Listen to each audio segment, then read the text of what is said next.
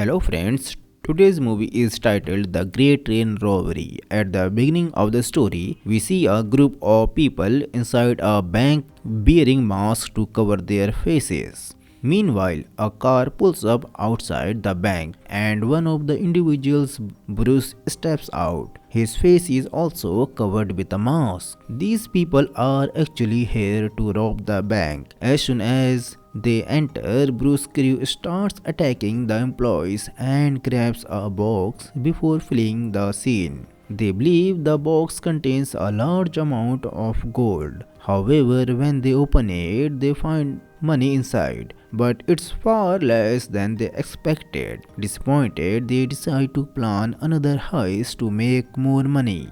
Later, we see Bruce's partner Charlie meeting with a lawyer. The lawyer introduces Charlie to a clerk who shares a clever heist idea. The clerk tells Charlie to arrange for a train traveling from Glasgow to London, a 12-hour journey. During this time, the train stops at every post office, where all the money from the post offices is loaded onto it. This money belongs to the Queen, but there is little security on the train, making it an easy target for a robbery. Hearing this plan, Charlie goes straight to Bruce and tells him about the train traveling from Glasgow to London. Bruce immediately agrees but points out that it will require a lot of planning. He suggests that they carry out the robbery near London to steal money from every post office along the route. However, they will need someone who can manipulate the train signals to stop it whenever they want. They then approach a florist who knows how to change train signals and recruit him into their team. Bruce takes this man to the location where the train is to be stopped. The man easily changes the green light to red, ensuring the train will halt at the designated spot. Meanwhile, the clerk who devised the plan goes to a village a few miles away from the robbery site. He finds a house he likes and decides to buy it from an elderly woman at a good price. The house will be used to store the stolen money. Despite this, Bruce still needs two more people, one who knows how to drive a train and another who has detailed information about the train carrying the money to London. They eventually find a person skilled at driving trains and head to the house the clerk purchased. The team now consists of 15 members and Bruce warns everyone not to remove their gloves under any circumstances to avoid leaving fingerprints that could lead to their capture. The group waits for their 16th member, who will provide all the necessary information about the train. Soon, this member arrives and tells Bruce that on August 8, a train called Royal Mail will leave Glasgow at 7 pm and arrive in London at 7 am the next morning. The train has 12 carriages, some containing postal goods like people's luggage and letters, while the last two carriages hold the money. The big day arrives August 8, 1963 at 3 am. The team gathers near a bridge 40 kilometers from London. This is the location where they plan to stop the train by changing the signals. As the train approaches, the signal operator arrives and switches the signals, causing the train to stop. The team boards the train from the rear. There are regular carriages with passengers, so they detach those carriages from the train. Two of their team members head to the driver's compartment, where they attack and tie up the train operators. They then brings in their team members who knows how to drive the train. However, he realizes he can't start it because the engine isn't building enough pressure. After this, they bring the real train pilot to try to get the train moving, but even he is unable to start it. It turns out the train was coal powered since electric trains didn't exist in those days. They realized the mistake they made. When they detached the carriages from the train, they accidentally broke the train's pressure pipe. They quickly go to the location of the broken pipe, repair it, and manage to get the train running again.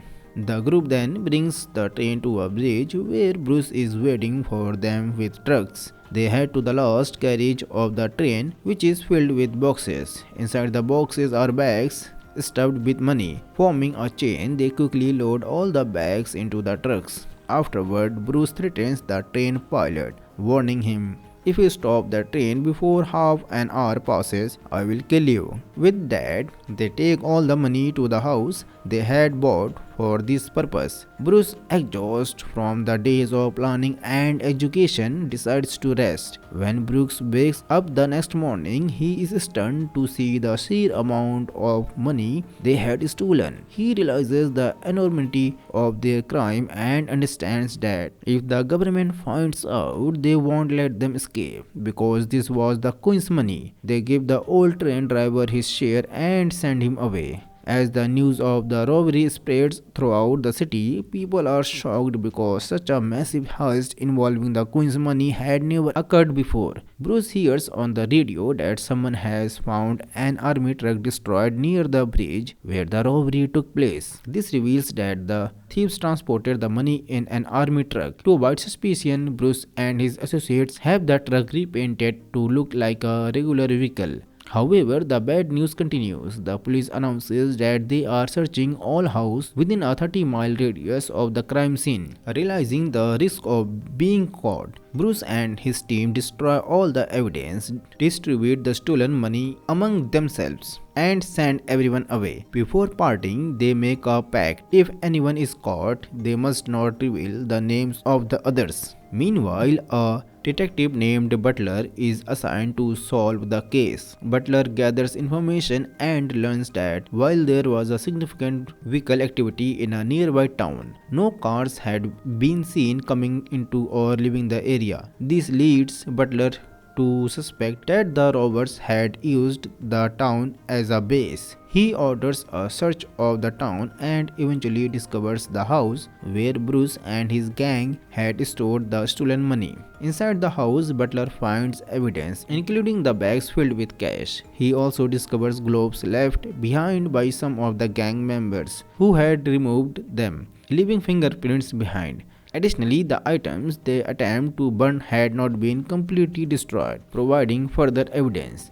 Among the items found is a locket belonging to the florist who had changed the train's signals. Using the locket, Butler tracks down the florist's house and finds some of the stolen money there. The florist confesses, admitting that he was involved in the robbery, but claims, "My role was just to stop the train by changing its signal. I don't know who the other thieves are or where they went." The forensic team identifies fingerprints from the scene, one of which matches Charlie, a gang member who had already served time in prison. Realizing that Charlie played a key role in the heist, Butler begins searching for him and eventually catches him. In truth, the gang had made several mistakes during the heist. Some left paint on their shoes, others left hair strands behind, and these small errors allowed the authorities to track down and arrest each gang member one by one.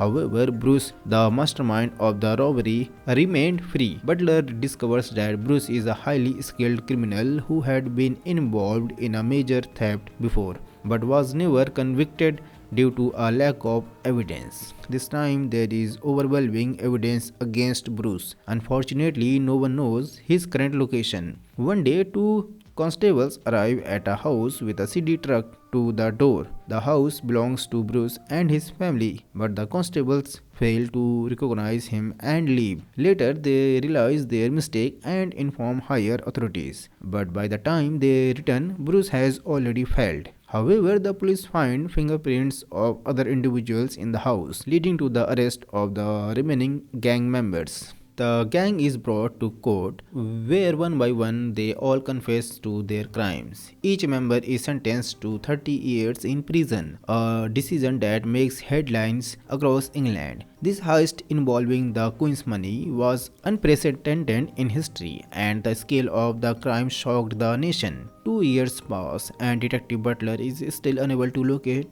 Bruce. Butler is determined to close the case by catching Bruce at any cost. He also suspects that a railway officer may have helped Bruce because pulling off such a large scale robbery without insider information seemed impossible. However, Butler has no concrete evidence against any railway officer. And like this, another 2 years go by, making it a total of 4 years since the heist. Butler is still unable to capture Bruce, and now his retirement approaches. Despite this, Butler refuses to retire, declaring, "I won't retire until I catch Bruce." One day, Butler receives an anonymous call from someone who provides Bruce's address. Acting on this information, Butler and his team raid the location and successfully arrest Bruce. To this day, no one knows who made that phone call or why. Bruce is sentenced for his crimes, but Butler is still unable to uncover the identity of the railway officer who might have been involved in the heist. Eventually, Butler retires, but the most astonishing aspect of the case remains unresolved. The police were able to recover only 10% of the money stolen from the train. The whereabouts of the remaining 90% remaining a mystery. In response, in 1971, the British government decides to replace the entire currency, rendering the stolen currency worthless and as a good as paper. The authorities knew that such a large amount of stolen money would be impossible to use without detection. Years go by, and out of the 16 people involved in the heist, 12 die while serving their sentences, leaving only 4 who are eventually released. After their release, some filmmakers approach Bruce, expressing their desire to make a documentary about the infamous heist. They tell Bruce, "We want to tell the full story of the robbery, but we can only do that if we reveal the complete truth." The filmmakers are particularly interested in identifying the mastermind behind the plan, who they believe was a railway officer. Bruce listens to them and ultimately agrees to share the truth. He reveals that he had promised this individual never to disclose their identity. But now that the person is deceased, Bruce feels he can finally name them. A documentary is created based on this real life event. However, to this day, it remains unknown what happened to the remaining 90% of the stolen money. The police and government never recovered it. What do you think? Was the money used before the currency change, or did it all go to waste? Share your thoughts in the comments. I hope you enjoyed this movie. If you liked it, please like, share and subscribe to the channel. See you in the next video. Till then, take care. Bye bye.